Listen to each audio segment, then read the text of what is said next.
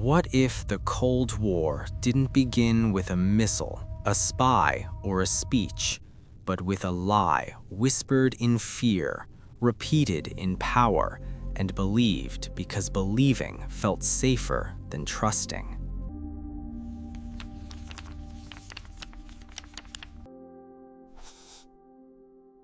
I remember the spring of 1945 as the quietest moment I have ever known. Not quiet because there was no noise. Europe was still full of rubble, coughing engines, and men shouting in a dozen languages. But quiet because for the first time in years, I believed the world might finally exhale. I was a young American Army intelligence clerk stationed in a half-destroyed building outside Frankfurt. The war against Nazi Germany was ending. Hitler was dead. The camps had been liberated. We had seen things that still woke us screaming at night, but we told ourselves it had meaning. We told ourselves the suffering had purchased peace. At night, I shared cigarettes with Soviet officers. We traded badges and jokes through broken English and worse German. They showed me photographs of Stalingrad, entire streets erased, children standing where houses used to be. I showed them pictures of my hometown in Ohio, a river, a white church, a baseball field. "We are allies now," one of them said, lifting his flask. "Never again war like this." I believed him. In Washington, they spoke of a new world order. At Yalta, Roosevelt, Churchill, and Stalin shook hands for photographers. Newspapers ran hopeful headlines. United Nations formed. Lasting peace promised. None of us knew that behind the smiles, something poisonous was already spreading, quietly, invisibly, like radiation before we knew how to measure it. The first lie didn't arrive with drama. It arrived as a memo. I was filing intercepted communications when my supervisor, a tired man with a permanent shadow under his eyes, dropped a thin folder on my desk.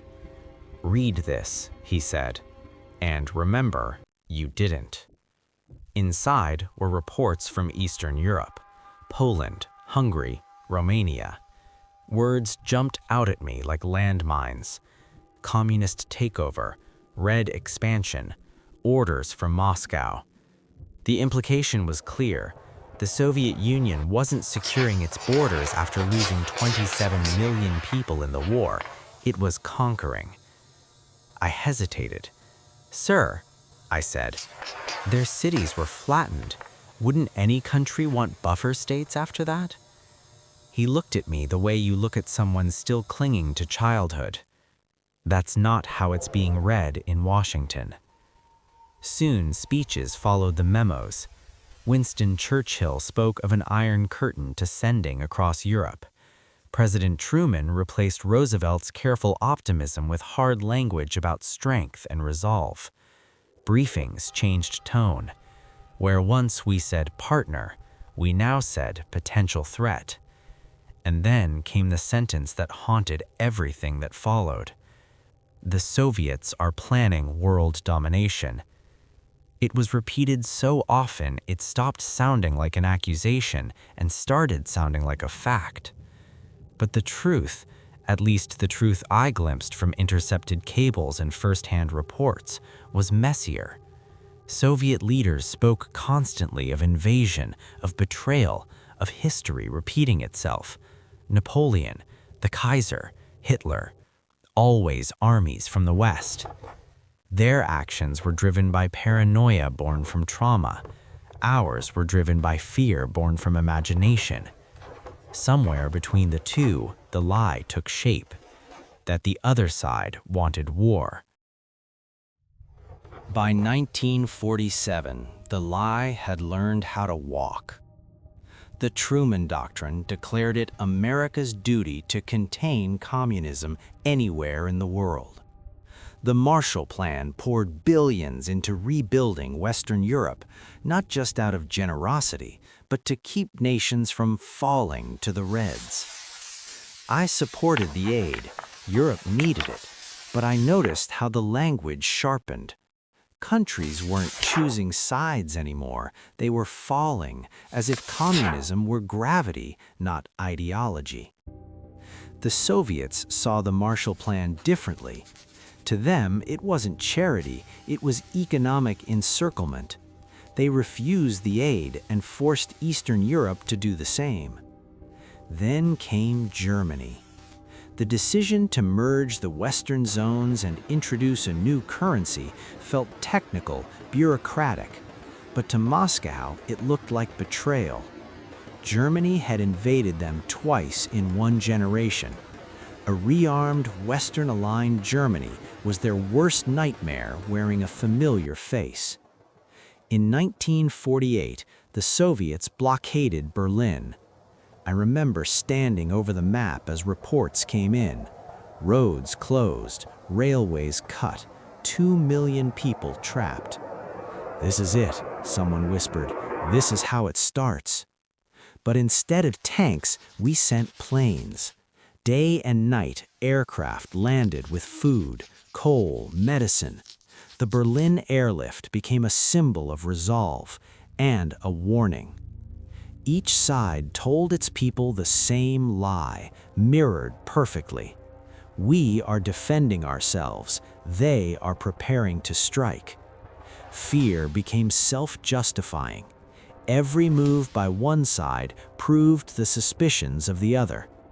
When NATO was formed, the Soviets responded with tighter control.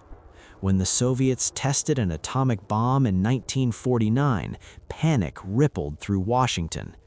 The arms race began, not with hatred, but with mistrust calcified into certainty. The closest I ever came to the end of everything was in October 1962. By then, I was older, gray at the temples. I had spent my life translating, analyzing, advising, trying in small ways to slow the machinery of fear. Cuba changed everything. Reconnaissance photos showed Soviet missiles 90 miles from Florida. Newspapers screamed. Generals demanded airstrikes. Families built fallout shelters in their backyards. For 13 days, the world balanced on a blade. I sat in a secure room, headphones pressed to my ears, listening to Soviet communications. Not bravado, not bloodlust, confusion, alarm, fear. One intercepted message from a Soviet submarine commander still burns in my memory. His vessel was surrounded by US destroyers dropping depth charges, warning shots we called them. He thought the war had already begun. He wanted permission to fire a nuclear torpedo. Only one officer on board refused to agree. One man.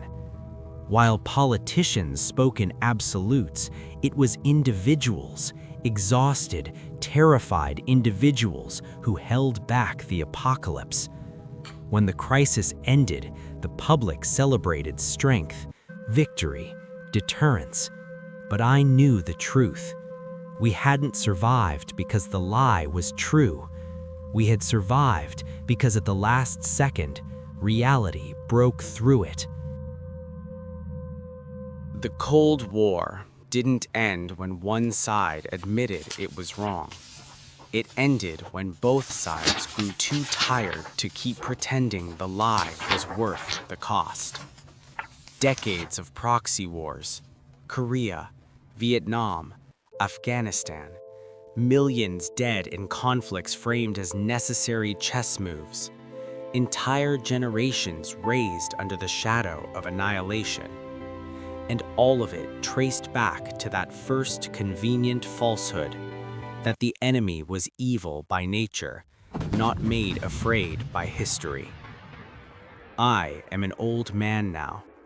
The archives have opened. We know what Stalin feared. We know what Washington exaggerated. We know how often leaders chose certainty over curiosity, suspicion over empathy. The Cold War began not because America and the Soviet Union had to fight, but because each believed the other already wanted to. The real lie wasn't told by one side to the other. It was the lie we told ourselves, that peace is fragile, but fear is safer.